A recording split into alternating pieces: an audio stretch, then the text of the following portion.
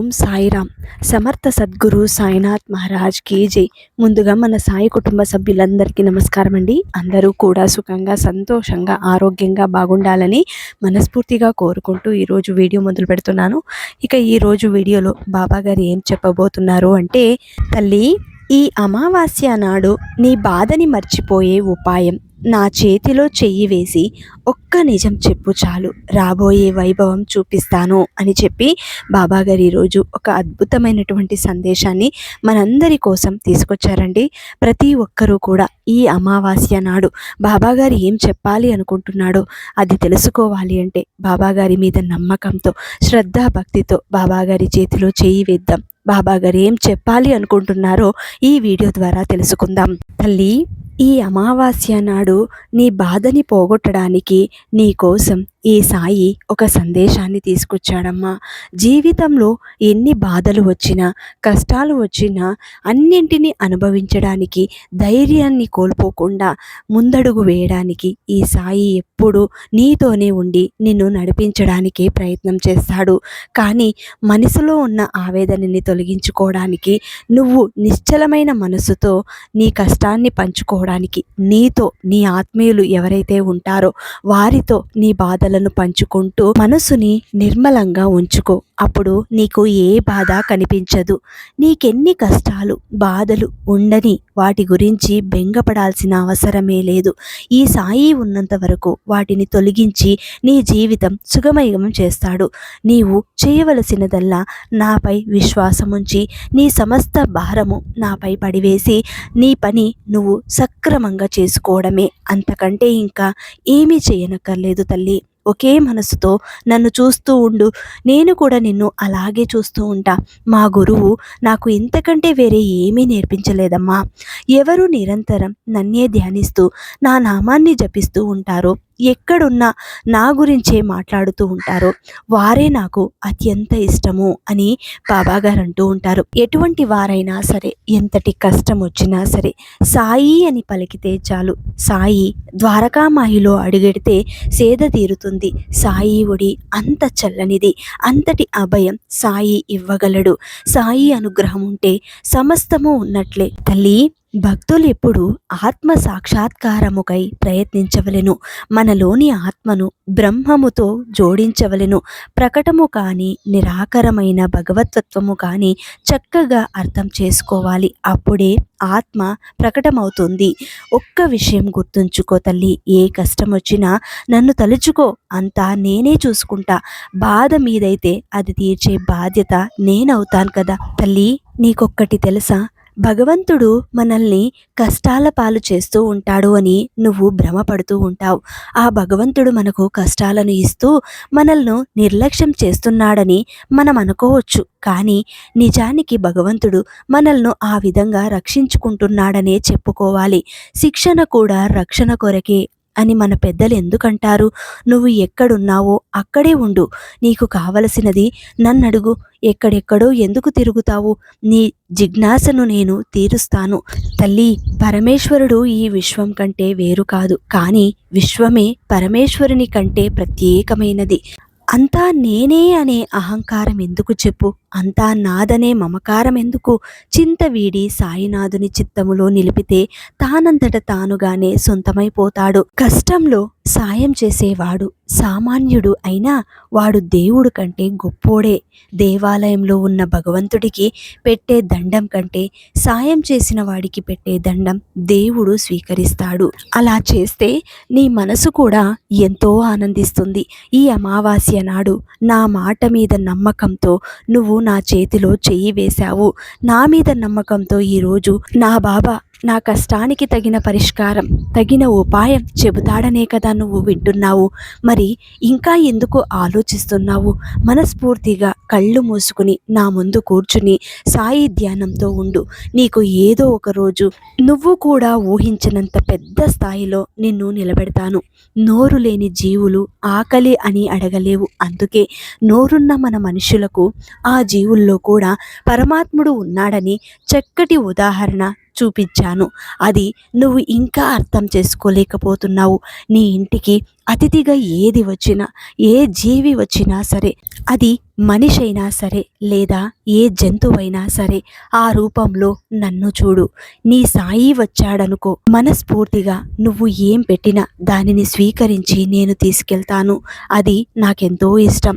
నా భక్తుడు నన్ను ఎప్పుడైతే ప్రేమగా హక్కున చేర్చుకుంటాడో అప్పుడు నేను కూడా అంతే భక్తితో, అంతే ప్రేమతో హక్కున చేర్చుకుంటాను. తల్లి, ఎప్పుడైనా ఎదుటివారు మిమ్మల్ని తలచినా తలవకపోయినా సరే మీరు మాత్రం తలుచుకోండి. ఎందుకంటే బంధం అనేది చాలా అందమైనది. అందులో పోటీ ఉండకూడదు. ప్రేమ, ఆప్యాయతలు మాత్రమే ఉండాలి. వారి పట్ల ఎప్పుడూ కూడా ఆప్యాయతలతో అందంగా మలుచుకోవాలి. అప్పుడే నీ కుటుంబం, నీ జీవితం సంతోషంగా ఉంటుంది. నీ వాళ్ళు కూడా నిన్ను ప్రేమగా చూసుకుంటారు. ఒకరోజు బాబాను ఒక భక్తురాలిలా అడిగింది, బాబా, నేను సంతోషంగా ఉన్నప్పుడు నా నీడలా నీవు కనిపిస్తున్నావు, మరి నేను బాధలో ఉంటే నువ్వు కనిపించడం లేదు అని అడిగింది. అప్పుడు బాబా, నీవు బాధలో ఉంటే నేను నీలోనే ఉండి ఆ బాధను భరిస్తాను అని చెప్పాను. అది విన్నావా తల్లి? అది నేనే. మనస్ఫూర్తిగా నువ్వు ఏడుస్తున్నా, కష్టంలో ఎలాంటి క్లిష్ట పరిస్థితులను ఎదుర్కొంటున్నా కూడా నీ ముందుండి అన్నీ చూస్తున్నాను. వాటిని ఏ విధంగా నీ నుండి తప్పించాలా అని చూస్తున్నాను తల్లి. అంతేకాని ఆ కష్టాలు మరింత పెద్దవిగా మారాలని ఎప్పుడూ నేను కోరుకోను. నువ్వు ఎక్కడున్నావో అక్కడే ఉండు. నీ భవిష్యత్తు అంతా నా ముందు కనబడుతుంది. నీ జీవితం సంతోషమయం చేసే బాధ్యత నాది. ఇక ఈ రోజుతో నీ సమస్యలన్నీ తీరిపోయినాయి. మళ్ళీ రాబోయే కొత్త సంవత్సరం విశ్వావసునామ సంవత్సరంలో నీ జీవితం మరింత ఉత్సాహంగా మారబోతుంది. ఈ సంవత్సరం అంతా ఆయురారోగ్యాలతో నువ్వు తులతూగుతావు తల్లి. భగవంతుడి వద్ద మనందరి కోసం మంచి ప్రణాళిక ఉంది. ప్రాణాలతో ఉన్నాము అంటే మనం సాధించాల్సిన పనులు ఎన్నో ఇంకా మిగిలి ఉన్నట్టే కదా. అవేమిటో తెలుసుకోవడమే జీవిత పరమావధి. కానీ మనం కోరికలు తీరిపోతే పొంగిపోతున్నాం, తీరుకుంటే కుంగిపోతున్నాం. కష్టం, సుఖం అనే విష వలయాన్ని సృష్టించుకొని బతుకును నరకం చేసుకుంటున్నాం. తల్లిదండ్రులు మనసులు బాధించకూడదు. ఈ ప్రపంచంలో నిస్వార్థంగా నీ కోసం ఆలోచించేది ఎవరైనా ఉన్నారు అంటే కేవలం వారు మాత్రమే. వారి ఆశీస్సులు నీకు జీవితంలో ఎదుగుదలకు దోహదపడతాయి తల్లి. ఎప్పుడైనా సరే వారిని నీ కష్టం ఎంతున్నా, ఎలాంటి క్లిష్ట పరిస్థితుల్లోనైనా సరే నీ మాటలతో వారిని బాధించకు. నీవు ధైర్యం వదులుకోకూడదు. నీ మనసు వెన్నలాంటిది. కల్మషం లేని నీ మనస్తత్వం నాకంటే చాలా ఇష్టం. నీవు నన్ను అడిగే ప్రతి కోరిక న్యాయమైనదే. అన్నింటికంటే నీవు ఏది కోరుకున్నా మనసులో ఉన్నది ఉన్నట్టు చెబుతావు. నన్ను ఎంతగానో నమ్మిన నీకు అంతా మంచే జరగాలని మనస్ఫూర్తిగా ఈ సాయి కోరుతూ ఆ కష్టం నుండి బయటపడే మార్గాన్ని చూపిస్తాడు. మనలో ఎదుటి వారికి సాయం చేసే గుణం ఉంటే ఆ భగవంతుడు మనకి ఎప్పుడూ సాయం చేస్తూ ఉంటాడు. అంతటి గుణం నీకుందమ్మా. అందరినీ ఒక బంధువులా మనం చూసుకోవాలి. ఎవరైతే అలా ఉంటారో వాళ్ళెప్పుడూ ఉన్నత స్థాయిలోనే ఉంటారు. అలాంటి స్థాయికి తొందరగా చేరుకుంటారు. మనం చేసే పనిలో నిజాయితీ, మనం మాట్లాడే మాటలలో నిజం ఉన్నంత వరకు ఎదుటివారు ఎంత పెద్ద మనిషి అయినా సరే మనం భయపడవలసిన అవసరం లేదు. అలాంటప్పుడు నువ్వు నిర్భయంగా ముందుకు వెళ్ళవచ్చు. పైకి కనిపించే అలంకారానికన్నా లోపల ఉండే గుణం ముఖ్యం. విషం నిండిన బంగారు పాత్ర కన్నా తేనెతో నిండిన మట్టి కుండ ఎంతో విలువైనది అని మన పెద్దలు ఎందుకు చెప్పారు? జీవితంలో ఇలాంటి మాటలు విన్న తర్వాత అవి తూచా తప్పకుండా మన జీవితానికి ఆచరణ కావాలి. ధనంతో చేసేది మాత్రమే సహాయం కాదమ్మా. మంచి మనసుతో చెప్పే 4 మంచి మాటలు కూడా ఎదుటి వాళ్ళ జీవితంలో వెలుగులు నింపాలి. అంతటి అనుభవం నీలో ఉంది. నువ్వు కూడా నీ జీవిత ఆశయాన్ని పక్కా ఒక మంచి స్థాయికి మలుచుకో. జీవితం ఎవ్వరికీ పూల పాన్పు కాదు. కష్ట సుఖాలు వస్తూ ఉంటాయి, పోతూ ఉంటాయి. అన్నింటినీ చిరునవ్వుతో ఆస్వాదించు. అప్పుడే విజయం నిన్ను వరిస్తుందమ్మా. తల్లి, నిన్ను ప్రేమించే వారిని ప్రేమించడం మానవత్వమే అవుతుంది. నిన్ను ద్వేషించే వారిని కూడా ప్రేమించగలగడం దైవత్వం అవుతుంది. మంచి మార్పు జరిగినప్పుడు సంతోషించి, చెడు మార్పు జరిగినప్పుడు బాధతో కుంగిపోకుండా అంతా దేవుని ఆజ్ఞ ప్రకారమే జరుగుతుంది అని దానిని అర్థం చేసుకుని నువ్వు ముందుకు వెళితే నీ జీవితం కూడా ఎంతో సంతోషంగా మారుతుంది. ఈ రోజు నుండి నీ భవిష్యత్తు బంగారుమయమవుతుందమ్మా. ఓర్పు కలిగిన ఎదురుచూపులకు నా బహుమానం ఎప్పుడు ఉన్నతమైనదిగానే ఉంటుంది. గురువుకు పగ్గాలిచ్చావు, మరి నిశ్చింతగా ఊరుకొని ఉండాలి కదా. ఎందుకు ఇంకా ఆలోచిస్తూ భయపడుతున్నావు? నా తాళం, రాగం, నా అక్షరార్చన, పాదార్చన, స్వరార్చన, నా ఆలాపన, ఆరాధన అన్నీ నా బిడ్డల కోసమే తల్లి. మంచివారి జీవితంలో ఏం జరిగినా అది వారి మంచి కోసమే జరుగుతుంది. భగవంతుడు అది నిర్ణయించాడు. మంచి కోరే జరుగుతుంది. కాబట్టి నువ్వు నిశ్చింతగా ఉండవచ్చు. నాపై నీ దృష్టి నిలుపుకుంటే నీ జీవితం అంతా కూడా ఈ సాయి ముందడుగు ఉంచి అన్నింటిలోనూ నిన్ను విజయాలకు దారి చూపిస్తాడు. చదివిన ప్రతి అక్షరం ఏదో ఒక చోట ఉపయోగపడుతుంది అన్నట్లు అలాగే చేసిన మంచి పని కూడా ఏదో ఒక రోజు మంచి చేస్తుందమ్మా. దానికి నువ్వు సిద్ధంగా ఉండు. ఆ సంతోషం కోసం ఆరాటపడు. ఈ అమావాస్య నీ జీవితంలో ఉన్న చీకట్లను పారద్రోలుతుంది. కాబట్టి రాబోయే కొత్త సంవత్సరం విశ్వావసు నామ సంవత్సరానికి ఆహ్వానం పలుకు. సంతోషంతో నీ వాళ్లతో ఆ పండుగని జరుపుకో. అనంతకోటి బ్రహ్మాండ నాయక రాజాది రాజయోగి రాజ పరబ్రహ్మ శ్రీ సచ్చిదానంద సద్గురు సాయినాథుడు నీకు ఆనందంగా ఈ వార్తని అందిస్తున్నాడు. ఖచ్చితంగా నీ జీవితం ఒక పెద్ద మలుపు తిరగబోతుంది. అప్పుడు నువ్వు ఎంతో ఆనందంగా సాయి ముందు కూర్చొని ఇంతకంటే ఇంకేమీ వద్దు బాబా అని అంటావు. చూడు తల్లి, సాయి ఎల్లప్పుడూ నిరాడంబరంగా ఉండమనే చెప్తాడు. ఒక్కోసారి మనం దైవ సేవలో కూడా ఆడంబరాలకు పోయి నిజమైన ప్రేమకు భక్తికి దూరం అవుతూ ఉంటాం. పండుగలకు, పబ్బాలకు, తీర్థయాత్రలకు ఏ పరిస్థితులలోనూ కూడా అప్పులు మాత్రం చేయవద్దు. అప్పులు చేసి పండుగలు, తీర్థయాత్రలు చేయమని నేనెన్నడూ ఏ భక్తుడికి చెప్పలేదు.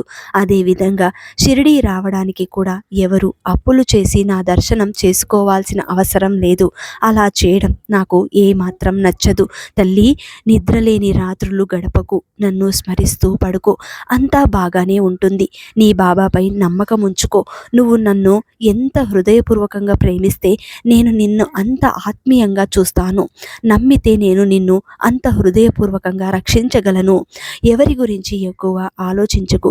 మనస్ఫూర్తిగా నిండు మనసుతో ఒకరి మంచి మాత్రమే కోరు తల్లి. ఈ మనసు అనేది ఉందే మహామొండిఘటం. ఎప్పుడైనా ఏదైనా కావాలి అని కోరుకుందంటే ఇక దాని మంచి చెడు ఏమీ చూడదు. ఎలాంటి కష్టం వచ్చినా సరే భరిస్తుంది. అంతే తప్ప నాకు ఇది కావాలి అని నీ మనసు అనిపిస్తే ఖచ్చితంగా అది సాధించే వరకు నీ మనసు ఆరాటపడుతుంది. కాబట్టి మనస్ఫూర్తిగా ఏది కావాలన్నా కూడా ఈ సాయితో చెప్పుకో. సాటి వారికి సహాయం చేసే గుణం నీలో ఉన్నంత వరకు భగవంతుడు ఎప్పుడూ నీకు తోడుగా ఉంటాడమ్మా. నీతో అవసరం ఉందంటే నిన్ను ప్రశంసిస్తూ, నీతో అవసరం లేదంటే నిన్ను విమర్శిస్తూ ఉండే మనుషుల దగ్గర ఎప్పటికీ తల దించుకోకు. అందరూ ఒంటరిని చేసి వదిలేసినా కూడా నువ్వు మాత్రం దైవాన్ని వదులుకోవద్దు. మనిషి బలం కన్నా దైవ బలం చాలా గొప్పది, శక్తివంతమైనది కూడా. కాబట్టి మనసులో ఎటువంటి దురుద్దేశం లేకుండా ఉంటే నీ భవిష్యత్తు కూడా ఎంతో సంతోషంగా ఉంటుంది. నువ్వు ఏది కోరుకున్నా నేను నీకు తక్షణమే ఆ పని జరిగేలా చేస్తాను. నీ మనసు నిర్మలంగా ప్రశాంతంగా ఉంచుకో. అంతా మంచి జరుగుతుంది. నేనున్నానని నువ్వు నన్ను నమ్మితే నేను నీతోనే ఉంటాను. నీలో ధైర్యాన్ని నిన్ను ముందుకు నడిపిస్తాను. మనసులో బాధ గూడు కట్టుకొని ఉన్నప్పుడు తల్లడిల్లిపోతూ ఉండకు. ఒక్కసారి నన్ను గుర్తు చేసుకో. నీ బాబాని నేనుండగా నీకు ఏ దిగులు ఉండదు. ప్రశాంతంగా కళ్ళు మూసుకొని నన్ను ధ్యానించు. ఈ అమావాస్య నాడు నీ జీవితంలో చీకట్లని నీ జీవితం నుండి దూరంగా వెళ్ళిపోవాలి అంటే ఈరోజు ఈ అమావాస్య నాడు మరిచిపోకుండా రాత్రి పడుకునే లోపు తల్లి ఈ చిన్న ఉపాయం చేయమ్మా. జీవితం అంతా కూడా సంతోషంగా ఉంటుంది. ఇది అప్పుడప్పుడు అమావాస్య నాడు కూడా నువ్వు చేస్తూ ఉండవచ్చు.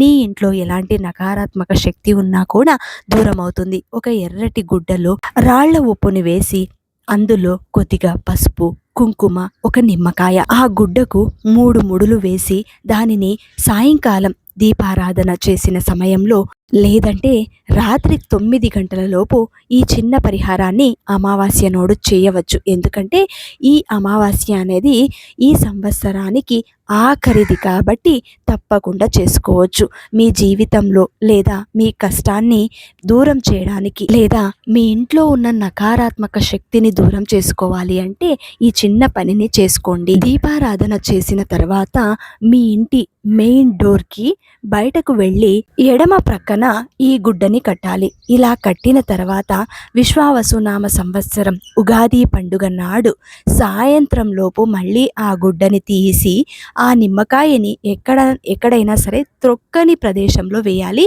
అలాగే ఆ ఉప్పుని కూడా ఎక్కడైనా త్రొక్కని ప్లేస్లో వేయవచ్చు. లేదు అంటే నీళ్ళల్లో కూడా వేయవచ్చు. లేదు అంటే పారే నదిలో ఆ మూటని అలాగే వేసేయవచ్చు.